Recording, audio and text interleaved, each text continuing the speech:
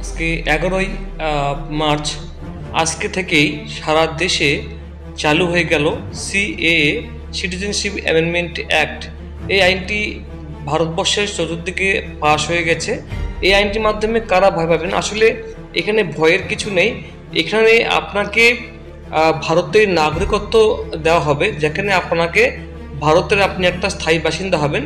তাই আপনার আর ভয় কিছু নেই। আপনি যদি পাকিস্তান, বাংলাদেশ, আফগানিস্তান থেকে এসে থাকেন কোনো ধর্মীয় কারণে অত্যাচারিত হয়ে, তাহলে আপনার যদি এখানে মিনিমাম থাকার বয়স বা সময়সীমা 6 বছর বা তার বেশি হয়, তাহলে আপনি ভারতের নাগরিকত্ব পাবেন, যেটা 2019 সালে পাশ হয়েছিল এবং 11ই ডিসেম্বর এটা কিন্তু রাষ্ট্রপতি রামনাথ কোবিন্দ সাইন করে পাশ করে দিয়েছিলেন।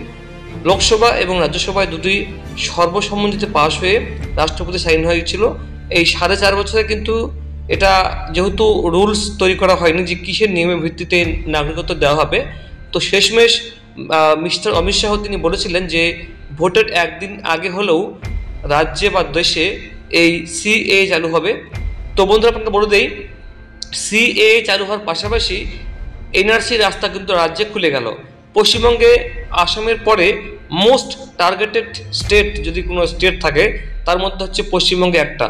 পশ্চিমবঙ্গে এত পরিমাণে বাংলাদেশি ঘুষপেটিয়া যারা ঢুকেছেন, অনুপ্রবেশ যারা করেছেন, তারা, আমি হিন্দু মুসলিমের কথা বলছি না, কিন্তু আমি বলছি যারা বাংলাদেশি, তারা হিন্দু হোক মুসলিম হোক, কিন্তু এখানে যদি বাংলাদেশি কেউ থেকে থাকে, তাহলে এই আইনটি বলে বা ক্ষমতায় সে কিন্তু ভারতের নাগরিক হয়ে যাবে।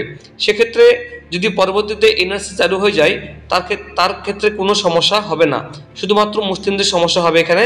তাই এনআরসির মুসলিমদের কোনো সুরক্ষা কবচ নেই, তাদেরকে ভারতের নাগরিকত্ব প্রমাণ করতে হবে। যদি তারা ভারতের নাগরিকত্ব প্রমাণ করতে পারে, তাহলে তারা কিন্তু ভারতে থাকতে পারবে। অন্যথায় আসামের মতো ডিটেনশন ক্যাম্পে পাঠানো হবে বা দেশ থেকে বের করে দেওয়া হবে। এবার কিভাবে এটা চালু হবে? যেহেতু এনআরসি শুরু হওয়ার আগে সিএএ চালু হয়ে গেল, তাই এবার এনআরসির পথ কিন্তু খুলে গেল। লোকসভা ভোটের পরে কিন্তু খুব তাড়াতাড়ি কিন্তু এনপিআর চালু করা হবে। এনপিআর মানে জনগণনা। এটা প্রায় 2-3 বছর থেকে বাকি রয়েছে, যেটা চালু হয়ে যাবে ভোটের পরেই। তার মধ্যে প্রায় ধরে নিন নভেম্বর ডিসেম্বর নাগাদ, এটা অক্টোবর নাগাদ চালু হয়ে যেতে পারে। এটা এখন বাড়ি বাড়ি এসে আর সার্ভে হবে না, আপনি ঘরে বসে অনলাইনে আপনার তথ্যগুলো প্রায় 29 থেকে 31টা প্রশ্ন উত্তর দিতে হবে, যেগুলো তথ্য নেওয়ার পরে গভর্নমেন্ট কিন্তু রাজ্যে এনআরসি চালু করবে। এবার আপনি কিভাবে আবেদন করবেন, সেই আবেদন করার ভিডিও আপনাদেরকে আমি দেখিয়ে দেবো। অনলাইনে আবেদন করতে হবে, আপনাকে দাবি করতে হবে, ক্লেম করতে হবে যে আপনি ভারতের নাগরিকত্ব নিতে চান। তো আপনি কবে এসেছেন, তার প্রমাণ কি, সেগুলো আপনাকে দেখাতে হবে। মনে রাখবেন যে যদি এনআরসি শুরু হয়, তাহলে আপনি ভোটার কার্ড এবং আধার কার্ড দিয়ে কিন্তু ভারতের নাগরিক প্রমাণ করতে পারবেন না, অথবা রেশন কার্ড দিয়ে। তো তার জন্য আপনাকে বার্থ সার্টিফিকেট বা আপনাকে কিন্তু জমির বা দলিল দেখাতে হবে, তাহলে কিন্তু আপনি রেহাই পাবেন।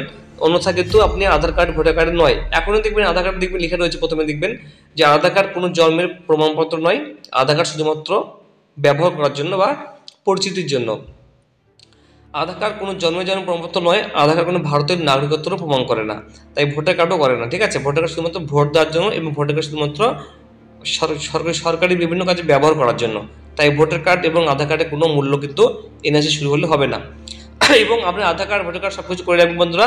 পারলে আপনার জন্ম যদি 1987 সালের পরে হয়ে থাকে, 1 জুলাই, মানে 1 জুলাই, 1 জুলাই 1987-এর পর জন্মগ্রহণ হয়ে থাকে ভারতবর্ষে, আপনাকে বার্থ সার্টিফিকেট করা বাধ্যতামূলক, অন্যথায় কিন্তু আপনি সমস্যা পড়বেন।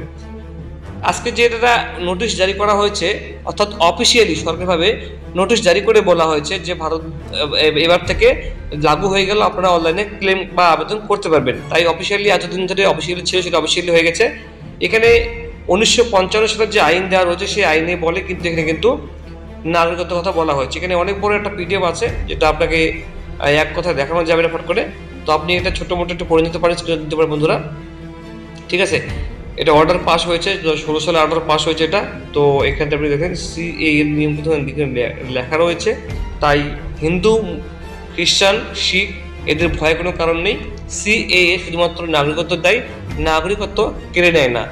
নাগরিকত্ব কেড়ে নেয় হচ্ছে আপনার এনআরসি। ঠিক আছে? তো বন্ধু ভয় পাবেন না, আবেদনের প্রসেসে আমি ভিডিও দেখাবো, কোন ওয়েবসাইট থেকে আবেদন করতে হবে সেটা দেখাবো, সঙ্গে থাকবেন।